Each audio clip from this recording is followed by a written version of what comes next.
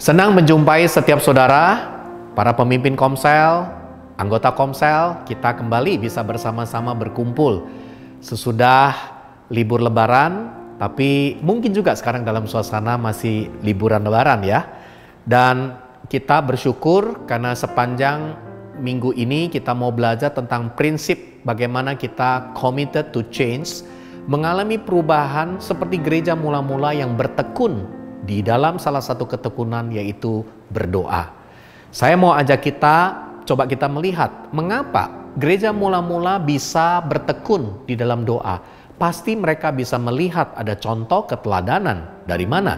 Dari rasul-rasul yang merupakan murid-murid Yesus secara langsung pada waktu itu. Dan berarti murid-murid Yesus juga meneladani kehidupan doa dari Yesus. Maka saya percaya bahwa kita semua sebagai gereja Tuhan, sebagai umat Allah, sebagai murid-murid Yesus, kita perlu benar-benar belajar bertekun sebagai sebuah gambaran dari komitmen untuk kita mengalami perubahan, bukan hanya berdoa yang biasa-biasa, tapi berdoa seperti Yesus. Saya berikan tema bahan komunitas sel, weekly guide cell group kita, yaitu berdoa seperti Yesus. Kita pasti bisa melihat ada kuasa yang dahsyat di dalamnya. Mari, saya mau ajak kita semua untuk membahas hal yang praktis tentang bagaimana kita bisa belajar berdoa seperti Yesus. Kita bisa melihat kehidupan Yesus dalam berdoa. Apakah benar?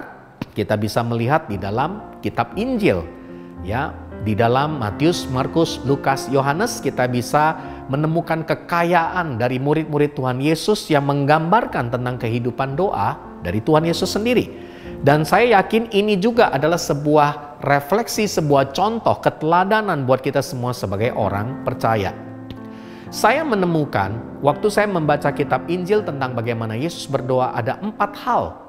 Ada banyak, tapi 4 hal ini yang menarik sekali yang saya mau ajak kita berdiskusi, bahkan membahas di dalamnya. Yang pertama, Yesus memprioritaskan waktu untuk berdoa secara pribadi. Ayatnya Markus 1 ayat 35 dikatakan, pagi-pagi benar waktu hari masih gelap, ia bangun dan pergi keluar. Ia pergi ke tempat yang sunyi dan berdoa di sana. Dan kita bisa melihat Lukas 6 ayat 1 Lukas 6 ayat yang ke-12. Pada waktu itu pergilah Yesus ke bukit untuk berdoa. Dan dikatakan semalam-malaman ia berdoa kepada Allah. Penulisan yang menegaskan tentang waktu yang diambil oleh Yesus untuk berdoa. Coba perhatikan. Pagi-pagi benar, waktu hari masih gelap, dan juga termasuk berdoa semalam-malaman. Jadi ternyata Yesus mengambil bagian yang penting sekali di pagi-pagi hari, waktu masih gelap, atau berdoa di semalam-semalaman. Dan ini menunjukkan bahwa Yesus sangat berfokus ya untuk menyediakan waktu berdoa kepada Bapaknya.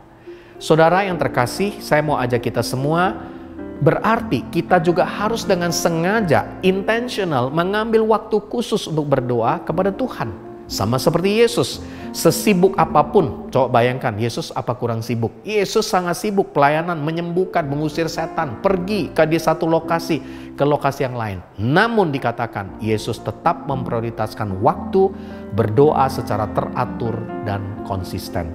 Saya ingin bertanya, termasuk kepada saya sendiri, apakah kita punya waktu untuk berdoa? Waktu, itu kata penting.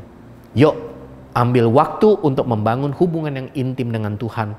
Jangan sampai terlalu sibuk sehingga kita tidak bisa meluangkan waktu untuk berdoa. Punyai waktu berdoa. Ini yang pertama. Yesus memberikan contoh kepada kita semua. Kemudian yang kedua, di dalam Lukas 5 ayat 16 berkata, akan tetapi Yesus mengundurkan diri pergi ke tempat-tempat yang sunyi dan berdoa ke tempat-tempat yang sunyi. Kalau kita membaca Markus, tadi juga dikatakan dia pergi ke tempat yang sunyi. Dia juga pergi ke bukit. Berarti yang kedua, Yesus mencari tempat yang khusus untuk dia berdoa. Ya, Yesus bukan hanya memiliki waktu untuk berdoa, tapi dia juga memiliki tempat untuk berdoa. Ya, salah satu tempat yang sering diambil oleh Yesus untuk berdoa adalah di gunung, di bukit untuk berdoa.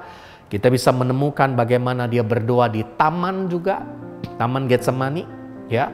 Kemudian kita bisa menemukan di gunung, ya, di bukit, tempat yang agak tinggi, tapi itu sendirian dia mengambil waktu berdoa. Jadi ada tempat untuk kita berdoa. Yesus merencanakan, memikirkan tempat yang berdoa yang benar-benar dia bisa punya keintiman di dalam doa tersebut dengan Tuhan. Coba kita pikirkan tempat kita berdoa selama ini di mana. Ya, nanti kita akan diskusikan. Kemudian yang ketiga, ya, kehidupan doa Yesus bukan hanya waktu dan tempat, tapi Yesus juga berdoa secara spesifik. Kita bisa temukan dari Lukas 22 ayat 31 sampai 32. Firman Tuhan berkata, "Simon, Simon, lihat iblislah menuntut untuk menampi kamu seperti gandum, tetapi aku telah berdoa untuk engkau."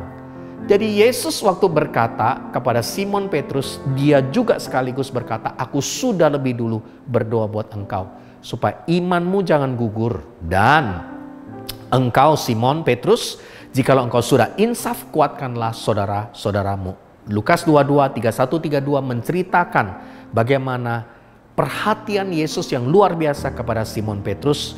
Dan Yesus berdoa untuk Simon dengan menyebutkan namanya dan tujuan dia berdoa. Supaya apa? Supaya imannya jangan gugur. Supaya kalau insaf dia bisa menguatkan saudara-saudaranya. Dan kita bisa melihat luar biasa. Kisah Rasul ya mencatat di awal Petrus insaf sesudah bertemu dengan Yesus waktu di Danau Tiberias, ya di pinggiran danau. Dan dia ditanya oleh Tuhan, "Apakah engkau mengasihi aku?" sampai 3 kali. Dan Petrus insaf bertobat. Dan luar biasa apa yang dialami. Petrus kemudian dia justru melakukan sebuah proses, yaitu dia berkhotbah, 3.000 orang bertobat. Wow. Ya, dan dia menyampaikan tentang pesan firman Tuhan dan sejarah bagaimana Tuhan begitu mengasihi bangsa Yahudi.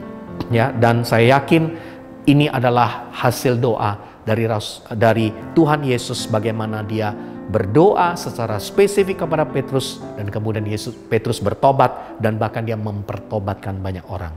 Bukan hanya itu. Yang keempat yang saya temukan, Yesus juga berdoa bersama dengan murid-muridnya. Berarti kita juga bukan hanya berdoa sendirian, kita juga perlu berdoa bersama-sama. Di dalam Lukas 9 ayat yang ke-28 berkata, kira-kira 8 hari sesudah segala pengajaran itu, Yesus membawa Petrus, Yohanes dan Yakobus lalu naik ke atas gunung untuk berdoa. Jadi ada beberapa peristiwa di mana Yesus mengambil waktu berdoa. Kita bisa temukan juga di Taman Getsemani. Dia juga mengambil waktu berdoa bersama murid-muridnya. Walaupun mungkin murid-muridnya tertidur di dalamnya. Jadi saya yakin bahwa Yesus dia ingin agar kita juga bisa berdoa bersama-sama. Doa secara pribadi penting, tapi juga tidak kalah pentingnya juga berdoa bersama. Dan juga sebaliknya, kita juga perlu terus membangun ya hidup kita. Jangan hanya berdoa lagi di komsel, tapi juga kita perlu mengambil waktu berdoa setiap hari dengan konsisten dalam hidup kita. Saudara, saya mau ajak kita semua, berdoalah seperti Yesus berdoa. Kita akan melihat perubahan yang luar biasa. Karena kenapa? Karena keteladanan Yesus akan mengimpartasi hidup kita. Pertanyaan diskusi yang kita akan lakukan, coba kita ambil sebuah topik diskusi di mana kita yang sudah melakukan seperti yang Yesus lakukan. Saya ingin bertanya, apakah kita sudah konsisten enggak? Ya, mengambil waktu berdoa. Kapan? Pagi? Atau malam? Atau waktu tertentu? Ya, atau tidak ada waktu sama sekali berdoa. Coba kita diskusikan. Tempat saudara berdoa, saudara biasanya berdoa di mana? Ruang tamu, kamar. Kalau seperti saya menyukai di kamar atau kadang-kadang di ruang tamu. Ya, tentunya di pagi hari ya ada waktu di mana saya coba merenungkan firman, menggali firman Tuhan. Kemudian berdoa secara spesifik. Apakah saudara berdoa enggak untuk seseorang, keluargamu, sahabatmu, temanmu? Ya, orang-orang yang sedang kau doakan supaya mereka mengalami perubahan. Yuk, saya mau ajak kita punya doa spesifik. Sebutkan nama orang yang kita doakan. Saya juga mengambil waktu berdoa untuk orang-orang yang saya muridkan, menyebut nama mereka. Dan saya merasa ada dorongan, ada tujuan.